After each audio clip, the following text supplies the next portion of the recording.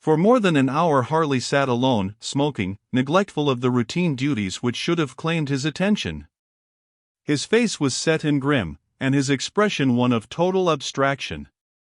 In spirit he stood again in that superheated room at the Savoy. Sometimes, as he mused, he would smoke with unconscious vigor, surrounding himself with veritable fog banks. An imaginary breath of hyacinths would have reached him, to conjure up vividly the hateful, perfumed environment of Ormuz Khan. He was savagely aware of a great mental disorderliness. He recognized that his brain remained a mere whirlpool from which Phyllis Abingdon, the deceased Sir Charles, Nicol Bryn, and another, alternately arose to claim supremacy. He clenched his teeth upon the mouthpiece of his pipe. But after some time, although rebelliously, his thoughts began to marshal themselves in a certain definite formation. And outstanding, alone, removed from the ordinary, almost from the real, was the bizarre personality of Ormuz Khan. The data concerning the Oriental visitor, as supplied by Inspector Wessex, had led him to expect quite a different type of character. Inured as Paul Harley was to surprise, his first sentiment as he had set eyes upon the man had been one of sheer amazement.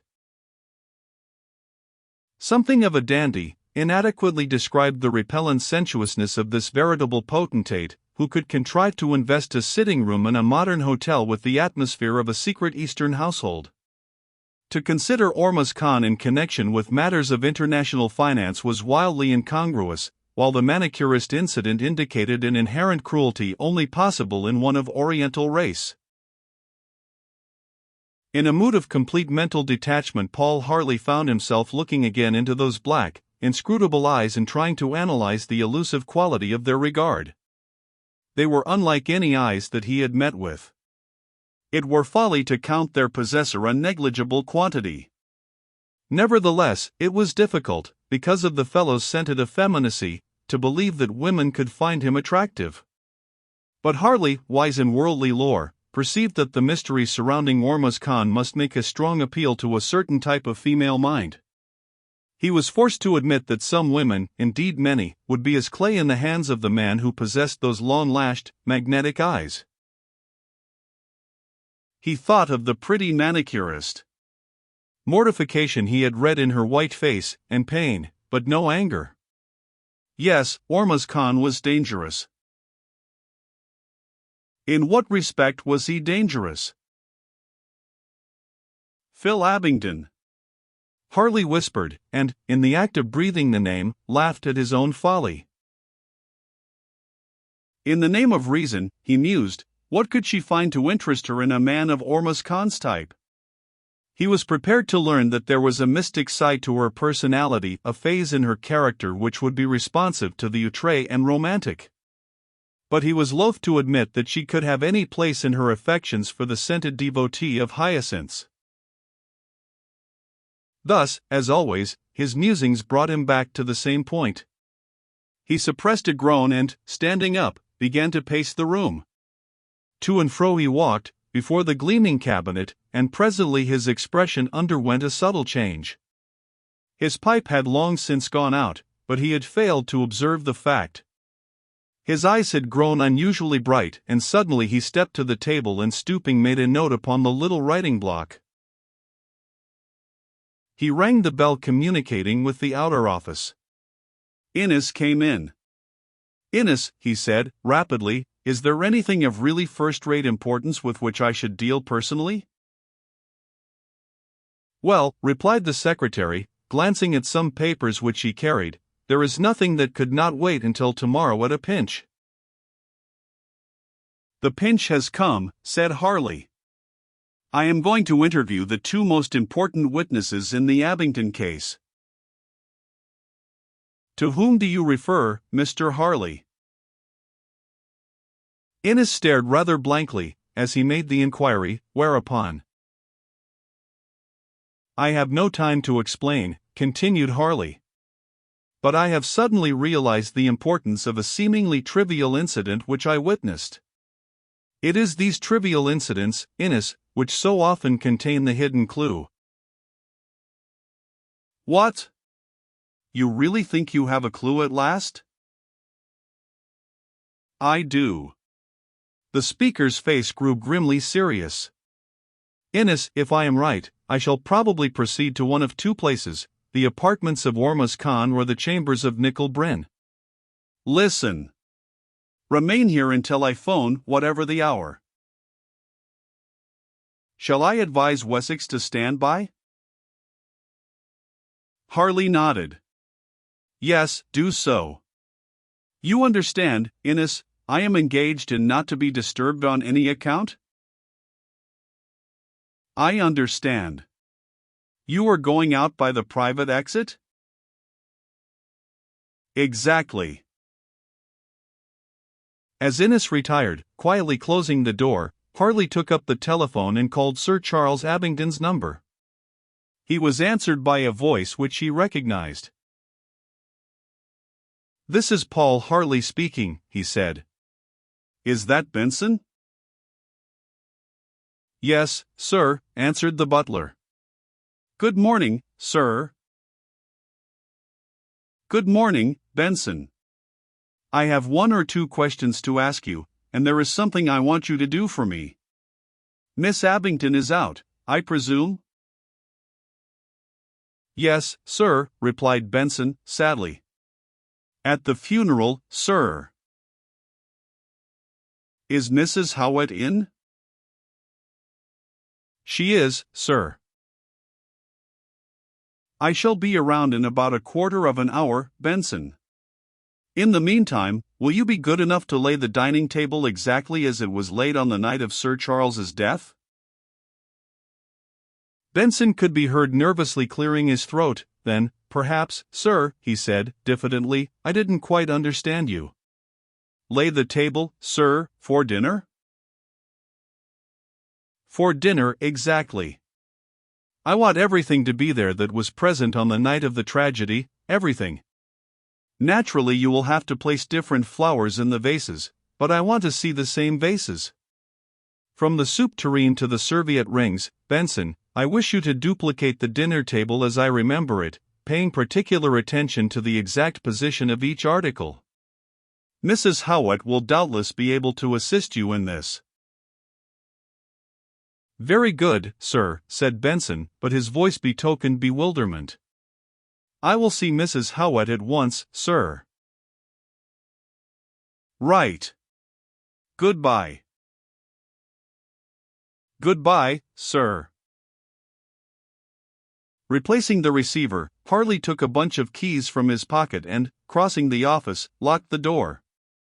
He then retired to his private apartments and also locked the communicating door.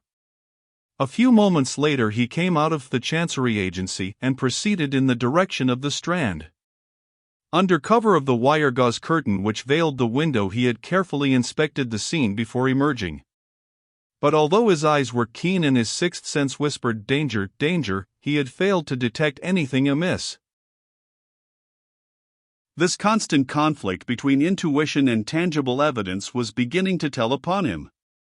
Either his sixth sense had begun to play tricks or he was the object of the most perfectly organized and efficient system of surveillance with which he had ever come in contact. Once, in the past, he had found himself pitted against the secret police of Moscow, and hitherto he had counted their methods incomparable. Unless he was the victim of an unpleasant hallucination, those Russian spies had their peers in London. As he alighted from a cab before the house of the late Sir Charles, Benson opened the door. "We have just finished, sir," he said, as Harley ran up the steps. "But Mrs. Howett would like to see you, sir." "Very good, Benson," replied Harley, handing his hat and cane to the butler. "I will see her in the dining room, please." Benson throwing open the door, Paul Harley walked into the room which so often figured in his vain imaginings. The table was laid for dinner in accordance with his directions. The chair which he remembered to have occupied was in place, and that in which Sir Charles had died was set at the head of the table. Brows contracted, Harley stood just inside the room, looking slowly about him. And, as he stood so, an interrogatory cough drew his gaze to the doorway. He turned sharply, and there was Mrs. Howett, a pathetic little figure in black. "Ah, Mrs. Howett," said Harley, kindly, "please try to forgive me for this unpleasant farce with its painful memories. But I have a good reason. I think you know this. Now, as I am naturally anxious to have everything clear before Miss Abington returns, will you be good enough to tell me if the table is at present set exactly as on the night that Sir Charles and I came in to dinner?" "No, Mr. Harley," was the answer. "That was what I was anxious to explain. The table is now laid as Benson left it on that dreadful night." "Ah, I see. Then you, personally, made some modifications?" "I rearranged the flowers and moved the center vase so." The methodical old lady illustrated her words. "I also had the dessert spoons changed. You remember, Benson?" Benson inclined his head. From a sideboard he took out 2 silver spoons which he substituted for those already set upon the table. "Anything else, Mrs. Howett?"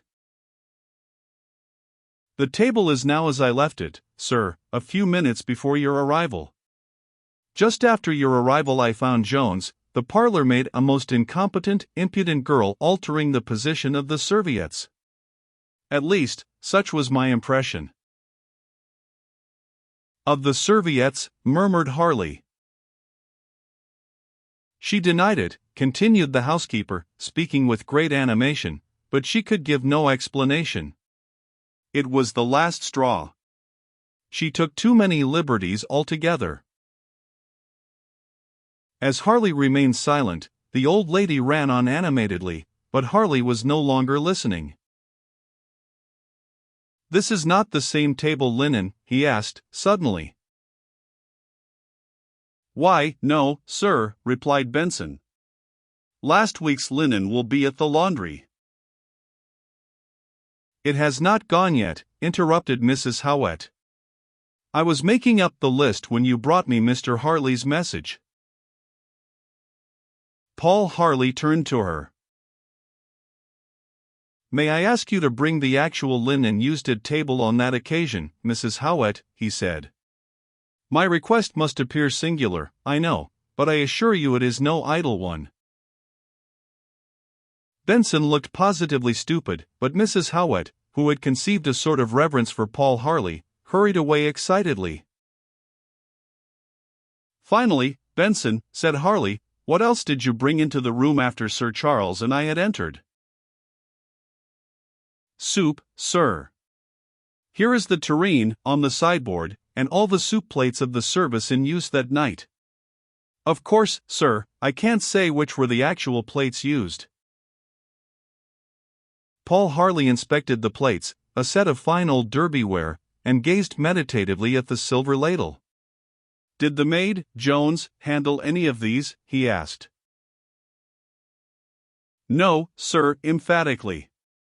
"She was preparing to bring the trout from the kitchen. But I saw her in the room. She had brought in the fish plates, a sauceboat, and 2 toast racks, sir. She put them here, on the sideboard. But they were never brought to the table." Has Jones left?" "Yes, sir. She was under notice. But after her rudeness, Mrs. Howett packed her off right away. She left the very next day after poor Sir Charles died." "Where has she gone?" "To a married sister, I believe, until she finds a new job. Mrs. Howett has the address." At this moment Mrs. Howett entered, bearing a tablecloth and a number of serviettes. "This was the cloth," she said, spreading it out, "but which of the serviettes were used I cannot say." "Allow me to look," replied Paul Harley. One by one he began to inspect the serviettes, opening each in turn and examining it critically. "What have we here?" he exclaimed, presently. Have blackberries been served within the week, Mrs. Howett? We never had them on the table, Mr. Harley. Sir Charles, God rest him, said they irritated the stomach. Good gracious! She turned to Benson. How is it I never noticed those stains, and what can have caused them? The serviette which Paul Harley held outstretched was covered all over with dark purple spots.